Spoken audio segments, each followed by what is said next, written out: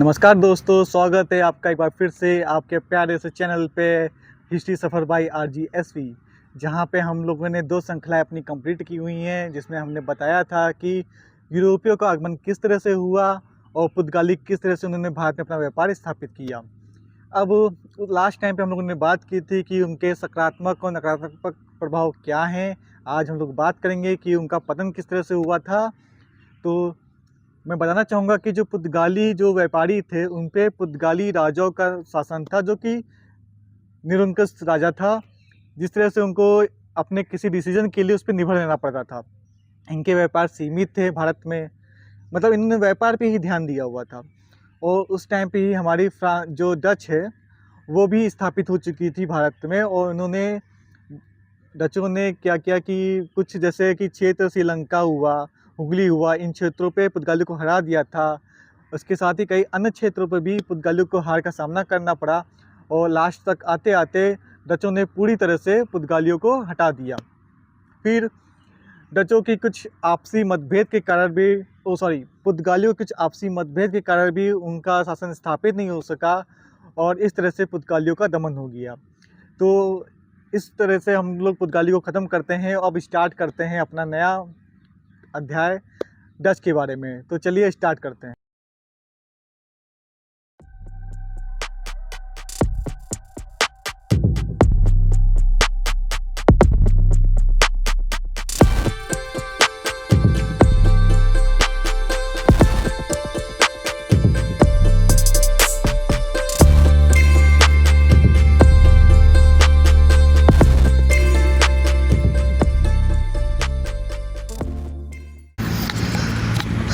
अब हम लोग बात करते हैं डचों के बारे में। अभी तक हम लोग बात कर रहे थे पुर्तगालियों को लेके कि उनकी कंपनी की स्थापना किस तरह से हुई भारत में और वो किस तरह से व्यापार अपना स्थापित किया और उनका पतन भी किस तरह से हुआ। ये सब बात हम लोग कर चुके हैं पहले के 2 श्रृंखला में। इस तीसरी श्रृंखला में हम लोग बात करने जा रहे हैं डच के बारे में। तो रत्नेश जी हमें ये बताइए कि डच कंपनी की स्थापना कैसे हुई और वो क्यों भारत आना चाहें। देखो, डचों का आधार जुड़ा हुआ है स्पेन और पुर्तगाल के पतन से। जैसे ही स्पेन का पतन हुआ, पुर्तगाली शक्तियां भी ढेर हो गईं और 17वीं शताब्दी के मध्य तक आते आते हुआ यूं कि जो तुम्हारे डच थे, इन्होंने पुर्तगालियों की जगह ले ली। जब व्यापार होता था पुर्तगाल का एशिया और हिंद महासागर के क्षेत्रों से, जो यहाँ से जो वस्तुएं जाती थी, मसाला वगैरह अन्य चीज़ें, तो ये डच करते क्या थे, ये लिस्बन में जा कर के वहाँ से वो वस्तुएं लाते थे। और ये रास्ता होता था तुम्हारा इंग्लिश चैनल और डोवर जलसंधि से होते हुए एंटवर्प एक जगह है, एक बंदरगाह था, एक नगर था, और वहाँ पर ले जाते थे और वहाँ से जो वो वस्तुएं थी वो यूरोप के बाज़ारों में भेजी जाती थी, है ना। और ये जो पुर्तगाली थे, ये जो डच थे, बार बार पुर्तगाल आ रहा है क्योंकि वो पढ़ा हुआ है, क्षमा कीजिएगा। ये जो डच थे, ये अपने सुदृढ़ीकरण में शुरुआत से ही लगे हुए थे कि कैसे इनकी नौसैन्य शक्ति बढ़ जाए, कैसे इनकी वाणिज्य पे इनकी पकड़ बने। और ये आविष्कार में, नवीनीकरण में, औद्योगिक संगठन के नए प्रकार के उदयों में इनका बहुत ही बड़ा, बहुत महत्वपूर्ण योगदान रहा। और इसका परिणाम इनको मिला फ्लूट शिप के आविष्कार जब इन्होंने किया। फ्लूट शिप क्या था? फ्लूट शिप एक ऐसा शिप था, एक ऐसा जहाज़ था जो काफ़ी हल्का था और उसे चलाने के लिए जो श्रम थी, बहुत कम श्रमिक लगते थे। जिससे हुआ ये कि ये जो इनका व्यापार करते थे, जो व्यापारिक दूरियां तय करते थे या कहीं यात्राएं करते थे, इन पे इनका जो खर्च था वो काफ़ी कम हो गया। जब खर्च कम हुआ, उस खर्च को इन्होंने अपने व्यापार में निवेश किया। जब व्यापार में निवेश किया तो व्यापार बढ़ा और इनकी जगह पे जो पुर्तगाली थे, इनकी बहुत ही भारी भरकम जहाज़ होते थे, बहुत सारे लोग लगते थे चलाने में, धीमे धीमे चलते थे। एक शब्द में कहें तो इनकी जो नौसैन्य शक्ति थी वो पुर्तगालियों से कहीं ज़्यादा बेहतर थी। और यही कारण रहा कि इन्होंने इस एम्स्टर्डम से स्पेन वासियों को उखाड़ फेंका और वहाँ के व्यापार से जब इन्होंने उखाड़ फेंका तो इन्होंने एक संकल्प लिया डच राष्ट्रीयता के आधार पर कि हम एशिया के व्यापार से, हिंद महासागर के व्यापार से क्या करेंगे, जो मसालों का जो व्यापार होता है पुर्तगालियों का, उस मसालों के व्यापार में एकाधिकार स्थापित करेंगे और पुर्तगालियों को हटा देंगे या उखाड़ फेंकेंगे वहाँ से। तो ऐसे ही जैसे ईस्ट इंडिया कंपनी ने, जैसे ब्रिटेन ने यूरोपीय व्यापार को, एशिया के व्यापार को एक नई दिशा और दशा प्रदान की, ऐसे ही डचों ने भी यूरोप के व्यापार को एक नई दिशा प्रदान की। और इनकी सबसे महत्वपूर्ण बात ये थी कि ये विशुद्ध रूप से व्यापारिक कंपनी था। इनका उद्देश्य ही व्यापार करना था, लाभ कमाना इसीलिए था। इनकी स्थापना हुई थी। इसीलिए इनकी स्थापना हुई थी। और कहते हैं कि 17वीं शताब्दी तक आते आते एम्स्टर्डम था, जो था, जिसे हम हॉलैंड के नाम से भी जानते हैं, नीदरलैंड का वो जो क्षेत्र है, वहाँ वो व्यापार का प्रमुख केंद्र बन चुका था।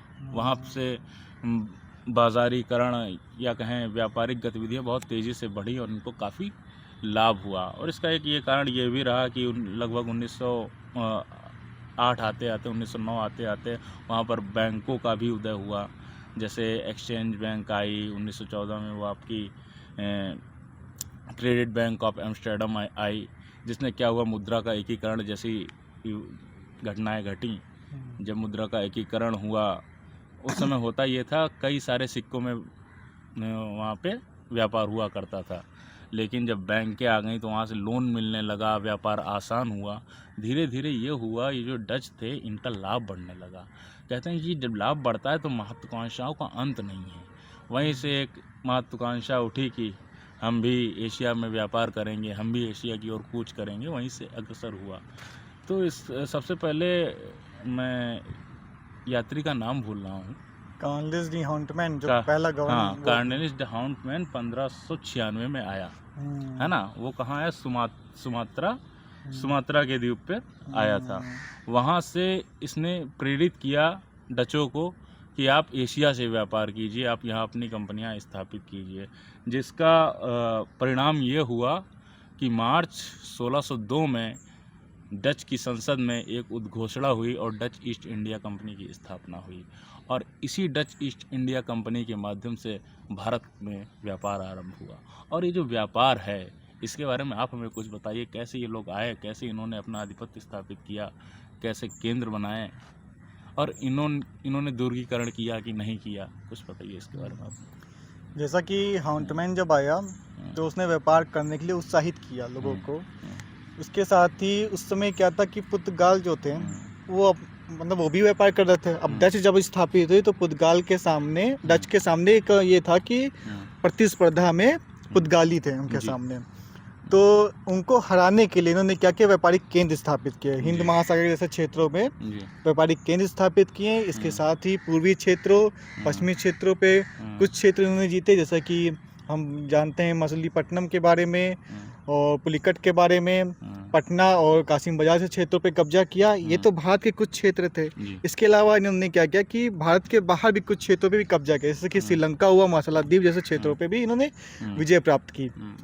अब ये सब करने के बाद अब बात आती थी कि व्यापार से जो जैसे व्यापार करते हैं तो हमें कुछ कर देने पड़ते हैं। जी, टैक्सेस तो देना ही पड़ता है। उसके लिए ज़रूरी था कि हमें स्थानीय जो शासक हैं उनसे मदद मिले। तो उन्होंने कुछ स्थानीय शासकों से मदद दी कि जैसे कि छूट मिल जाए उनको, चुंगी छूट मिल जाए, हाँ, जैसे कि देखिए क्या नाम है, गोलकुंडा के सुल्तान हुए, जिंजी, मदुराई, तंजूर जैसे नायकों ने इन्हें कुछ कर में छूट दी, इन्हें सहायता प्रदान की। फिर कोचिंग के जो नायक थे, शायद हमारे ख्याल से मुट्टा शासन जो था, मुट्टा शासन ने क्या किया कि एक विशेष सहायता दी। जो मिर्च का काली मिर्च के उस पे एकाधिकार इनका स्थापित हो काली गया। मिर्च का जो है उस पे एकाधिकार मिला। लक्कड़ और कांगनूर जैसे क्षेत्रों पे, कांगनूर क्षेत्रों पे इन्हें मिर्च का एकाधिकार मिला था, काली मिर्च का। इस तरह से इनको एकाधिकार मिलने के बाद इन्होंने फिर देखिए मैं बोल रहा हूँ फिर उन्होंने हमारे ख्याल से फिर उन्होंने कंपनी की संस्था की स्थापना की थी, वोक की। वो कंपनी, वोक की स्थापना की थी। और वोक की मदद से इन्होंने क्या किया, पुर्तगालियों को हटाने में मदद की वहाँ से। फिर जो इस संस्था का जो मेन मोटिव था, मुनाफा कमाना, पूंजी पर नियंत्रण और निवेश के माध्यम से पूंजी का निर्माण करने वाली संस्था थी ये जो वोक थी। इसके साथ ही इन्होंने श्रीलंका पे विजय प्राप्त, श्रीलंका से और हुगली जैसे क्षेत्रों से पुर्तगालियों को हटाया। फिर इनका जो है कि जो काली मिर्च तो जो था हाँ। वो इंडोनेशिया का मुख्य मसाला था। हम्म। तो इनका जो है उसे ही मसाला द्वीप बोलते हाँ, थे, मसाला उसे द्वीप। मसाला द्वीप बोलते तो थे। उस पे इनका एक अधिकार स्थापित हुआ था और ये मुख्य केंद्र बन गया था डचों का। हम्म, इस तरह से डचों ने अपना व्यापारिक केंद्र स्थापित किए और पुर्तगालियों को बाहर निकाला।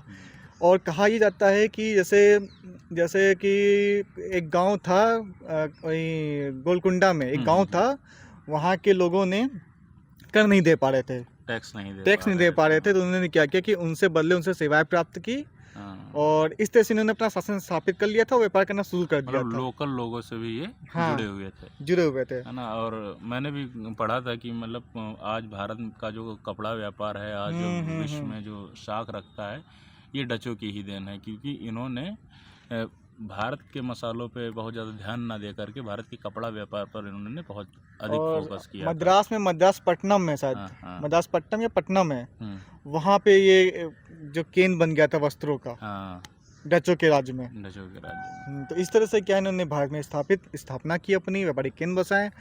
और इस चौथी श्रृंखला को यहीं पे हम लोग समाप्त करना चाहेंगे। अब इसके आगे जो श्रृंखला होगी उसमें हम लोग बात करेंगे कि इनका पतन किस तरह से हुआ और इनके जो पुर्तगालियों के बीच में जो युद्ध हुए थे वो किस तरह से हुए थे। ठीक है, ये वाली बात जो है हम लोग नेक्स्ट वाले अगली श्रृंखला में मिलते हैं तो आपसे मिलते हैं नेक्स्ट एक श्रृंखला। नई जानकारी को लेकर। तब तक आपने बड़े धैर्य से सुना, आपका बहुत बहुत धन्यवाद।